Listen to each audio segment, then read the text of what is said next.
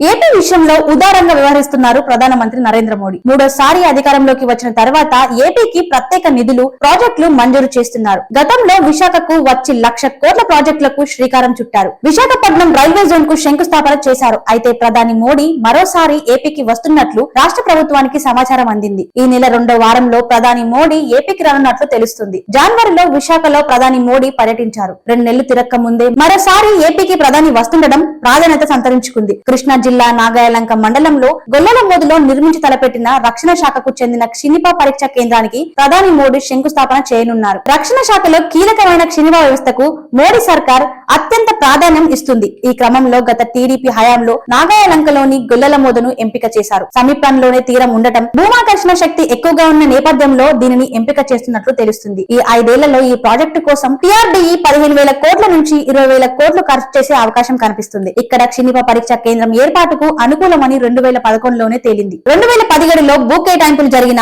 మిగతా పనులు నిలిచిపోయాయి. వైఎస్ఆర్ కాంగ్రెస్ హయాంలో రాష్ట్ర ప్రభుత్వంతో కేంద్రం సంచరించింది. శంకుస్థాపనకు తానే వస్తానని మోడీ స్వయంగా అంగీకరించారు. కానీ ఎందుకో అప్పటి వైఎస్ఆర్ కాంగ్రెస్ ప్రభుత్వం పెద్దగా ఆసక్తి చూపలేదు. కూటమి అధికారంలోకి వచ్చిన నేపథ్యంలో సానుకూలత చూపింది. దీంతో ప్రధాని మోడీ సైతం శంకుస్థాపనకు సిద్ధపడ్డారు. అదే విషయంపై కేంద్రం నుంచి రాష్ట్ర ప్రభుత్వానికి సమాచారం వచ్చింది. రాష్ట్ర ప్రభుత్వ పరంగా ప్రధాని మోడీ పర్యటనకు అన్ని ఏర్పాట్లు జరుగుతున్నాయి. దేశంలోనే ఆంధ్రప్రదేశ్ కు అత్యున్నత ప్రాధాన్యం ఇస్తున్నట్లు తెలుస్తోంది. ఇప్పటికే విశాఖ జిల్లాలో 2 లక్షల కోట్ల పెట్టుబడులకు సంబంధించి శంకుస్థాపన చేశారు ప్రధాని మోడీ. ప్రత్యేక రైల్వే జోన్ కు సైతం శంకుస్థాపన చేసి ఏపీపై తనకున్న అభిమానాన్ని చాటుకున్నారు. అయితే గత 2 సార్ల కంటే ఎక్కువ ప్రాధాన్యం ఇస్తున్నారు ఏపీకి. ఎన్డీఏలో టీడీపీ కీలక భాగస్వామి కావడంతోనే ప్రాధాన్యం ఇస్తున్నట్లు తెలుస్తోంది. అయితే మిగతా రాష్ట్రాలు మాత్రం ఈ విషయంలో పెదవి విరుస్తున్నారు. కేవలం ఏపీకి మాత్రమే ప్రాధాన్యం ఇస్తున్నారని ప్రశ్నిస్తున్నాయి. ప్రభాత సూర్యుడు జాతీయ తెలుగు దినపత్రిక.